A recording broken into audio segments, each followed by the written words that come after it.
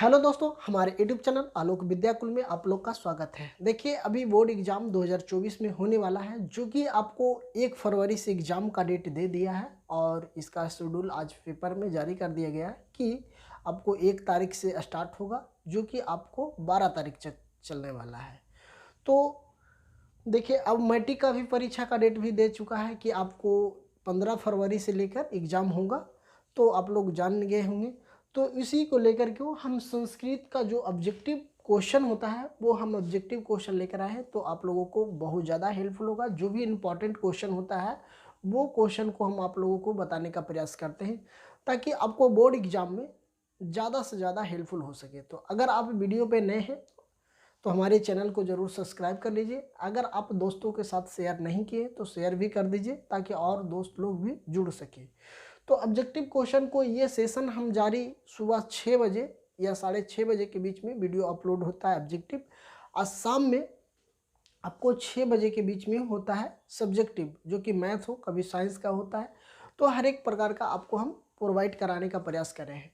तो चलिए, अब हम सीधा क्वेश्चन पे ही चलते हैं कि ये ऑब्जेक्टिव है जो कि आपको बहुत ज़्यादा इम्पोर्टेंट होगा, जो कि आपको बुक से अंदर से क्वेश्चन बताया गया है।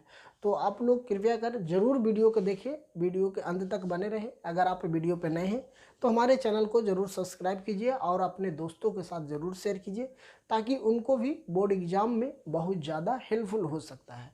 तो चलिए, आज हम संस्कृत का सेशन लाए हैं, तो संस्कृत को हम समझ लेते हैं बच्चों, कि इस ऑब्जेक्टिव को समझते हैं। आपको 4 ऑप्शन इसमें नहीं दिया गया है, आपको ऑप्शन इसमें एक ही है, जो कि आंसर ही डायरेक्ट हम बताए हैं। तो चलिए, अब हम समझते हैं। सबसे पहले संस्कृत का ही है ऑब्जेक्टिव क्वेश्चन। तो चलिए, फर्स्ट क्वेश्चन है। फर्स्ट क्वेश्चन मेरा ये है कि चालुक्य क्या कर रहा है कि चालुक्य वंश के राजा कौन थे। चालुक्य वंश के राजा कौन थे। तो चालुक्य वंश के राजा की बात करते हैं तो चालुक्य वंश के राजा थे चंद्र आदि, है ना। क्या थे? चंद्र आदि। तो ये क्वेश्चन अब यहाँ पे कह रहा है अश्वराज की पत्नी कौन थी। तो त्रिलंबक, है ना, त्रिलंबक थी। अब यहाँ मेरा नेक्स्ट क्वेश्चन है कि केशंत क्या कर रहा है, केशन संस्कार किसके अंतर्गत होता है। तो शिक्षा काल से होता है। किससे होता है? तो शिक्षा काल से होता है। अब यहाँ नेक्स्ट क्वेश्चन है मेरा, गिरहस्थी काल में कितने संस्कार होते हैं। गृहस्थी कहने का मतलब है कि गृहस्थी जीवन, मतलब घर और कार्य को। तो कितने संस्कार होता है? तो 1 होता है। इसमें कितने संस्कार की बात किया जा रहा है? तो संस्कार 1 होता है। अब यहाँ मेरा नेक्स्ट क्वेश्चन है बच्चों कि प्राचीन काल में शिशु को क्या कहा जाता था। मतलब अभी की बात नहीं किया जा रहा है, अब प्राचीन काल के, मतलब कि प्राचीन काल में जो स्टूडेंट होते थे उसको क्या कहा जाते थे।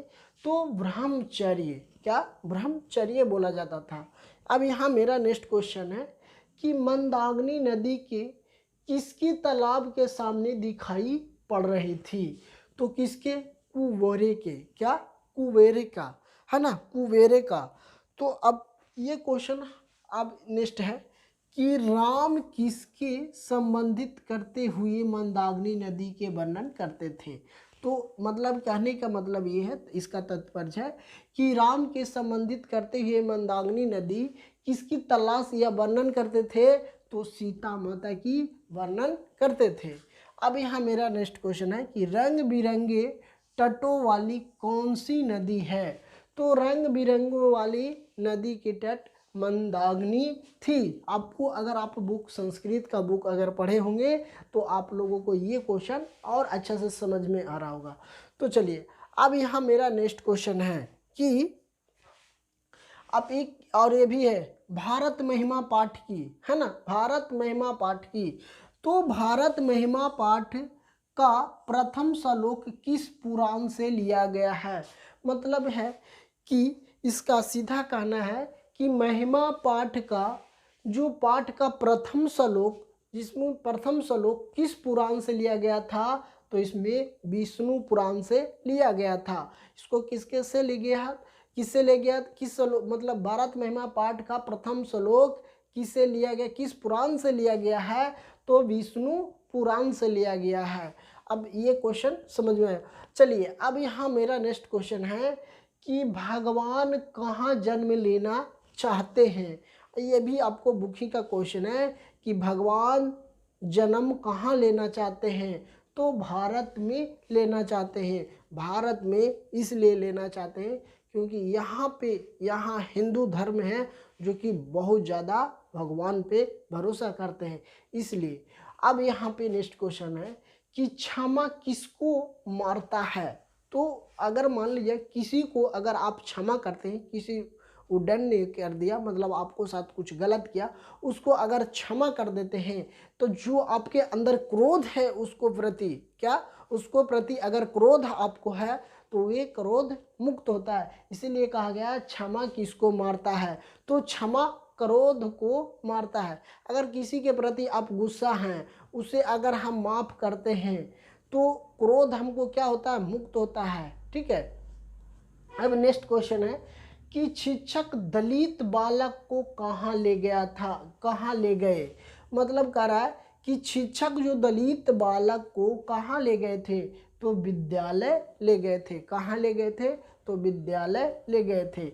अब यहाँ नेक्स्ट क्वेश्चन है, ये पाटलिपुत्रा ग्रंथ से है कि किस गांव में निर्धन लोग रहते थे, तो भिखना टोला की बात कहा है। किसमें, तो भिखना टोला में। अब विद्यापति कौन थे, ये भी आपको क्वेश्चन कई बार पूछा है बोर्ड एग्जाम में। तो विद्यापति कौन थे, तो एक कवि थे। ये विद्यापति के बारे में अगर पूछा जाए कि विद्यापति कौन थे, तो एक कवि थे, लेकिन किसका, तो संस्कृत का कवि थे। अब यहाँ नेक्स्ट क्वेश्चन है कि संसार के बच्चे का सच्चा रक्षक कौन होता है। जो अभी मान लिया जाए कि संसार की बात करें तो संसार में बच्चे का रक्षक, सच्चा रक्षक कौन होता है, तो एक माता होती है। जैसे कि अगर हमारे देश को रक्षक कौन है, तो सिपाही नौजवान का रहे, उसी प्रकार से एक बच्चा को जो रक्षक करता है वो उनकी माँ ही होता है, जो सच्चा रक्षक होता है। अब यहाँ है क्षमा राव ने किसकी रचना की है, तो शंकराचरित्रम को, है ना, किसकी, शंकराचरित्रम को। उपनिषद क्या कर रहा है, उपनिषद के अंतिम भाग में किनको सिद्धांत है, तो दर्शन शास्त्र की। किसकी, दर्शन शास्त्र की। अब यहाँ नेक्स्ट क्वेश्चन है कि पटना नगर निगम में पालिका देवी कौन है। तो पालिका देवी की अगर हम बात करते हैं तो पटन देवी को ही पालिका देवी कहते हैं। पटन देवी को ही पालिका देवी, जो कि आपको पटना के सिटी में मिलेंगे। बड़ी पटन देवी, छोटी पटन देवी, इसी को हम पटना नगर निगम में पालिका के नाम से जाना जाते हैं, पालिका देवी के नाम से जाने जाते हैं। अब यहाँ नेक्स्ट क्वेश्चन है, योगा सूत्र के रचनाकार कौन है। योगा सूत्र के रचनाकार कौन है, तो पतंजलि हैं। कौन है, पतंजलि हैं। अब यहाँ मेरा नेक्स्ट क्वेश्चन है कि याज्ञवल्क्य ने आत्म तत्व की शिक्षा किसको दी थी, तो मैकेनिक को, है ना। मैकेनिक जो एक मंत्री हुआ करते थे, मैनेत्री, उन्हीं को दिए थे। अब यहाँ ये भाग अब आप समझ लिए। अब मेरा नेक्स्ट है कि कौन सी भूमि पवित्र और ममता वही है। मतलब कहने का मतलब कि कौन सी भूमि पवित्र और ममतामयी है, तो भारत की भूमि है, जो क्या है, ममतामयी है, क्योंकि यहाँ भगवानों बसते हैं। कोई भी अगर भगवान भारत में ही बसना चाहते हैं। अब नेक्स्ट क्वेश्चन है मेरा कि हितपोत क्या कर रहा है, हितपोत देश में कहानी किससे संबंधित है। हितपोत देश की कहानी किससे संबंधित है, तो ये पशु और पक्षी से संबंधित है। किससे, पशु और पक्षी से संबंधित है। अब यहाँ नेक्स्ट क्वेश्चन है, पाथिक कहाँ फंस गए थे। पाथिक कहाँ फंस गए थे, तो कीचड़ में फंस गए थे, ये आपको बुक का क्वेश्चन है। तो बुक से कहीं उठाकर ये क्वेश्चन आप लोगों को इसलिए बनाया गया है कि आपको बोर्ड एग्जाम में इसी प्रकार से क्वेश्चन पूछा जाता है। तो उसको हम जो इम्पोर्टेंट क्वेश्चन होता है जो कि आपको बोर्ड एग्जाम में आने के पूरा चांसेज होता है, इसलिए हम ये क्वेश्चन आप लोगों को बताते हैं। अब कह रहा है युवा अवस्था में दुर्दाचारी, है ना, युवा अवस्था में दुर्दाचारी कौन था? तो वाघ था। कौन था? वाघ था। नेक्स्ट क्वेश्चन है कि भारत भूमि का गान कौन करते हैं? देवतागण। कौन करते हैं? देवतागण। भारत भूमि का गान कौन करते हैं? तो देवतागण होते हैं जो। अब नेक्स्ट क्वेश्चन है कि देवतागण क्या गाते हैं? तो देवतागण गीत गाते हैं। क्या गाते हैं? गीत गाते हैं देवतागण। अब कह रहा है मोक्ष प्रदान करने वाली भूमि कौन है? मोक्ष प्राप्त करने वाली भूमि कौन है? तो भारत की भूमि है जो मोक्ष प्राप्त करा देते हैं। जैसे कि अगर हम बात करें कि गौतम बुद्ध को मोक्ष की प्राप्ति बिहार के गया जिला में हुआ था, तो इसलिए अब यहाँ पे कह रहा है गोविंद सिंह सिख संप्रदाय के कौन से गुरु थे? तो 10वें गुरु थे। गोविंद सिंह सिख के संप्रदाय के कौन से गुरु थे? तो 10वें गुरु थे।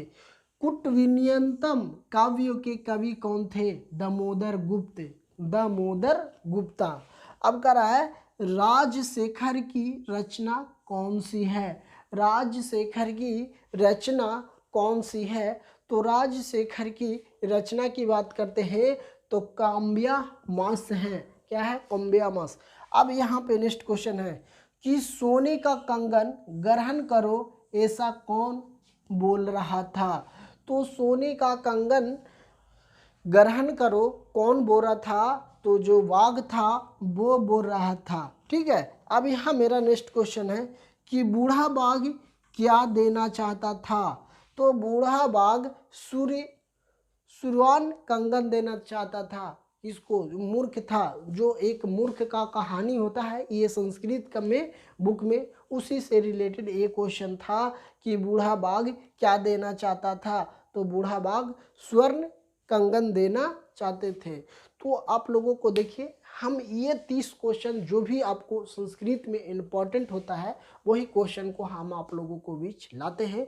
तो अगर आप वीडियो देख रहे हैं हमें, या तो पहली बार देख रहे हैं या तो और देखे होंगे, तो कोई बात नहीं। अगर पहली बार आप देख रहे हैं तो अगर हमारे चैनल पे नए हैं तो हमारे चैनल को ज़रूर सब्सक्राइब कीजिए और दोस्तों के साथ ज़रूर शेयर कीजिए ताकि वो भी बच्चा अच्छे नंबर ला सके। तो आप लोगों को और कमेंट बॉक्स में हमें ज़रूर प्रतिक्रिया दें कि आपको ये वीडियो आप लोगों को कैसा लगा। तो थैंक यू। फिर मिलते हैं आप लोग के बीच नए कक्षा में।